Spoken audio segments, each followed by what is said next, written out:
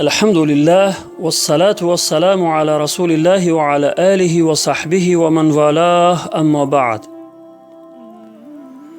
متاسفانه امروزها جوانان این امت پیرو و دوستدار شخصیت های هستند.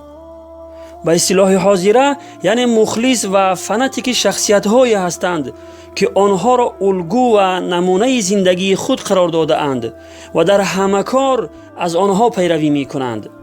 بعضی آنها مخلصی رپسرای هستند، بعضی دیگر مخلصی سراینده و یا فوتبالیست و یا کسی دیگری هستند که از آنها طرفداری می کنند و در گفتار و کردار و حتی در طرز لباس پوشی و غیره به آنها پیروی می کنند. می بینیم که حتی در صحیفه های خود در اینترنت رسم و نوارهای آنها را می گذارند و کلاس یا لایک مانده آن را پهن می کنند. از همه بدترش آن که در تحت رسم و نوارهای آنها همیشه دشنام و حقارتهای فحش همین مخلصان به نظر می رسد که برای یک فرد مسلمان چنین دشنام و حقارتهای فحش یک کاری خیلی زشت و ناپسند است. از آن جمله مخلصان و هواداران رپ که روزهای آخر در بین آنها جنگ اینترنتی رفته ایستاده است.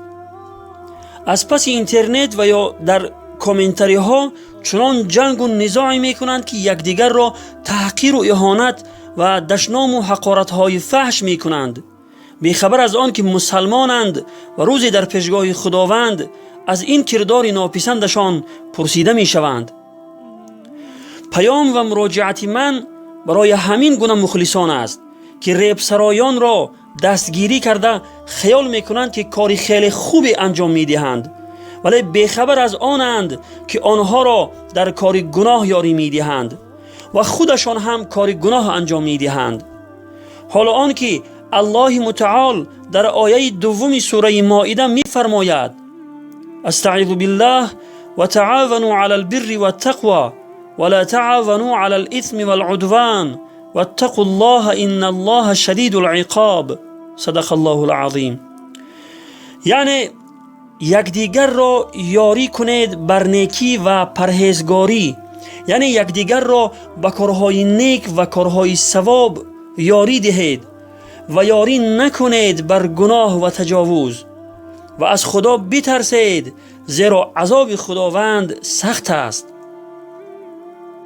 در این آیت الله متعال شما را به آن امر می کند که یکدیگر را به کارهای گناه یاری ندهید، ولی شما به کار گناه یکدیگر را یاری می دهید. موسیقی و بزم و محفل هایی که شما برپا می کنید و آن را نواربرداری کرده پهن می کنید بیشک و شبهه کار گناه و سببگار غضب پروردگار می شود. این را من نمی گویم بلکه خدا و آفریدگار شما می گوید. پس آیا شما از غضب پروردگار نمی ترسید که دیر یا زود عذابش را به صورت زلزله و آبخیزی یا پهن شدن هر گونه بیماری ها و یا دیگر مصیبت های خانه خراب کن بر سر شما نازل کند؟ شما که مسلمانید پس چرا روز حساب و جزا را فراموش کردید که در آن از هر یک کاری کرده اتان جواب خواهید داد؟ اگر سخن مرا نمی پذیرید پس از یک عالم دین که به او اعتماد و باوری دارید بپرسید و حقیقت این کار ناروای خود را بفهمید. اگر دستگیری شما نمی بود این ریب سرایان و سرایندگان به این گناه اینقدر فرو نمی رفتند و صدها جوان دیگر را به گمراهی نمی بردند. پس شما در کار گناه آنها را یاری داده اید و شما نیز در گناه آن شریک هستید.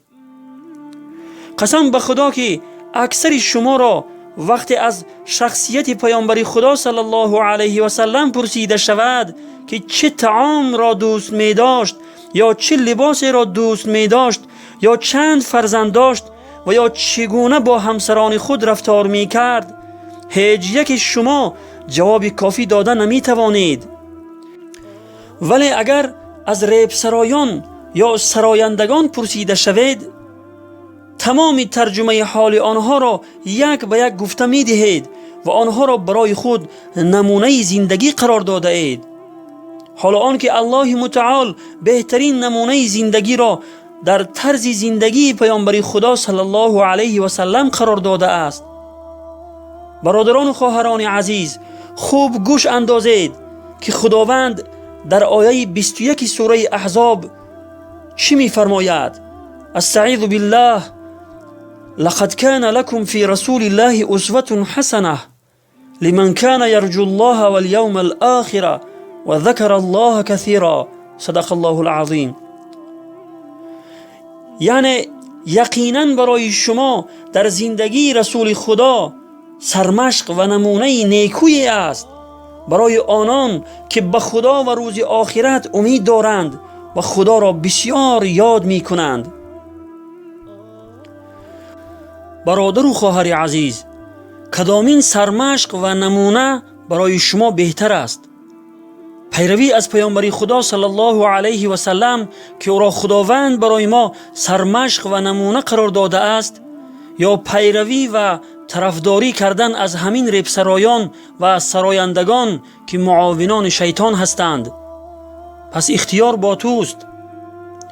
برادر و خواهر جوان، چرا شما با یاران جوان پیامبر خدا صلی الله علیه و سلم پیروی نمی کنید؟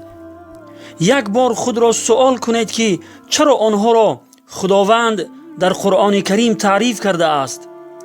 آنها چه عملی انجام دادند که با وجود آن که جوان بودند ولی خداوند از بالای 7 آسمان آنها را تعریف کرد؟ در روایات آمده است که بعضی آنها 13 ساله و 15 ساله بودند و از این هم کمتر. برادر و خواهر عزیز، پس آیا به کجا رفتن و به کی پیروی کردنت را میدانی؟ آیا میدانی که با این طرفداری و دستگیری کردنت از ریب سرایان و سرایندگان خدا و آفریدگار خود را به غضب میآری و در کار گناه آنها را یاری میدهی؟ فراموش نکن که از این همه کارهایت البته پرسیده میشوی. خداوند همه ما را هدایت فرماید و محبت و پیروی از بهترین معلم بشر محمد رسول الله صلی الله علیه و سلم را برای همه ما نصیب گرداند.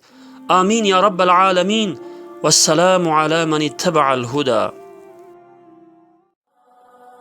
جوان تا که چنین مدهوش و مستی، هزاران توبه کردی و شکستی، نمی آید چرا یک لحظه شرمند ز دادار و ملیک کل هستی، ز دادار و ملیک کل هستی. جوان تا کی فساد و بی نمازی، جوان تا کی شراب و لهو و بازی، گمان کردی که با پول و زر و سیم